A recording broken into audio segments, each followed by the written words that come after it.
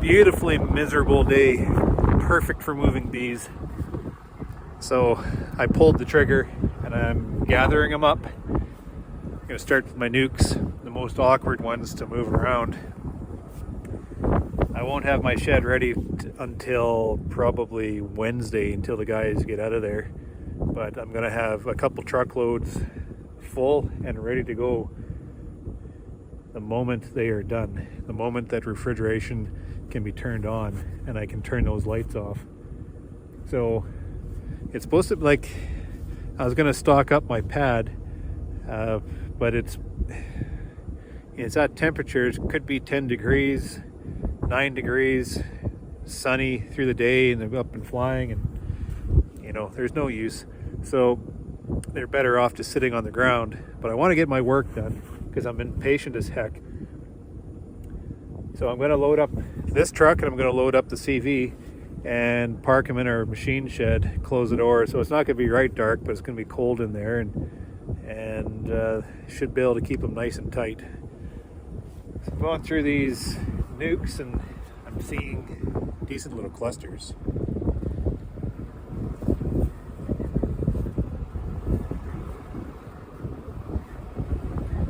Also seeing a lot of oxalic acid loss. It's got to be a lot. We treated these nukes with 3 grams, maybe a little bit much, but that's what we did. And that cluster is right there. You stick that gun in there. There's no other way we're going to do it. It's stick it in there, and the cluster is right there. So what I'm finding is little piles of dead bees in front, which I assume is casualty from that treatment. Not many. I mean, this is the worst one here.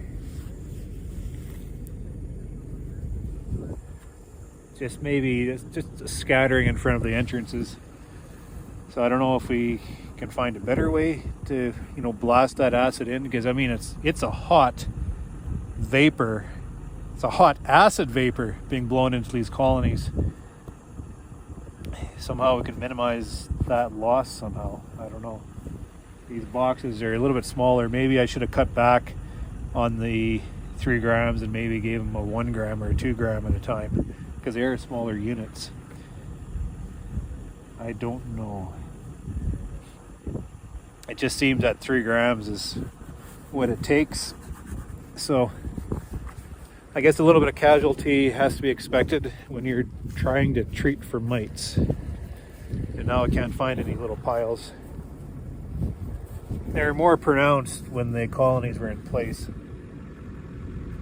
Maybe I'm just fussing over something that isn't really a big issue. As long as I can hold those little clusters tight like that all winter and not fall apart on me, we will see. These little units are a little bit touchy. Now they have 1 strike against them because we've had a little bit of mite issue. So the attrition might be a little bit higher. And it just depends on how much and what type of spring we get. A little bit dicey. So not typically, but some years, well, for the last 3 years, it seems like our springs have been just shit. And these little fives just have a little bit of trouble, so I have to give them a little bit of help. Just boost them on top of a big one, because these queens are dynamite. That's the important part, is the queens in here. So I can get the colonies through with a decent cluster to advance. Gold. If I can't, I'll give them a little boost, and those queens I'm almost considering going 5/5 just to help increase the bee density within these boxes. But it kind of takes a while. It's all about trade-offs. These little units, I can produce more honey on them because they get up in the honey box quicker, and we've seen that this season. They're smaller units, so it doesn't take as much medication to treat them, not as much feed to get them through. I kind of hold that queen back. That preserves her. I believe it preserves her, so the next spring, pow, she explodes into growth. And these units, they produce me a lot of honey next year. The only problem is I'm holding them back, smaller wintering cluster, and it just increases my wintering risk of them not making it through, because there's just not that mass of bees that they need. lot of it depends on how healthy these units are. If they're healthy, I mean, that is not a problem in spring. But I'm afraid with these mites and my viral loads, I just don't know. And that's why my nerves are on edge right now. Son of a gun.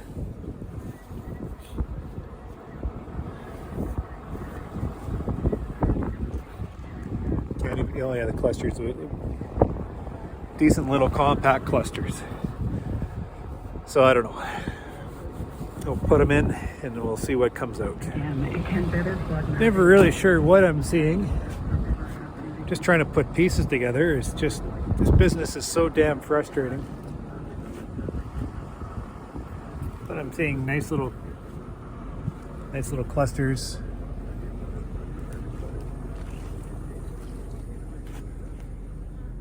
What I'm typically used to seeing, you know, bees in these boxes, except for this yard. Where the hell did these bees go?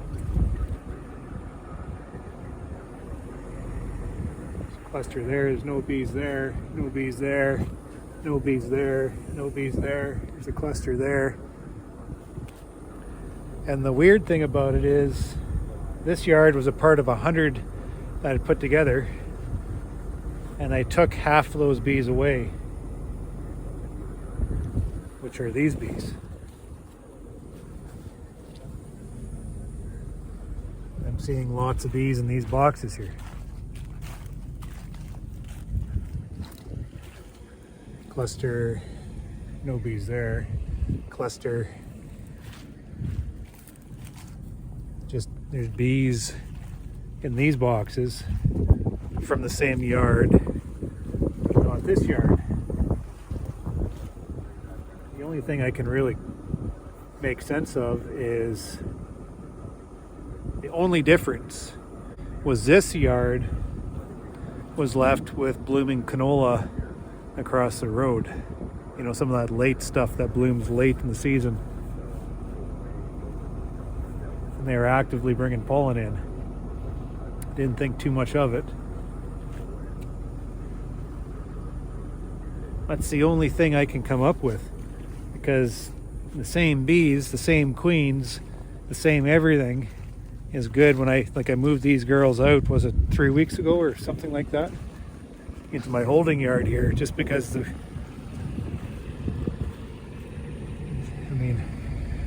small little clusters.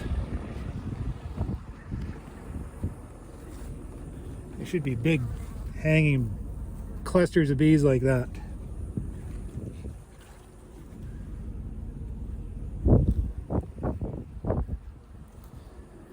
So I don't know. Business is so damn frustrating. One yard to the next, different conditions within the apiary itself, and what the hell is going on. We'll just see how it all pans out, I guess.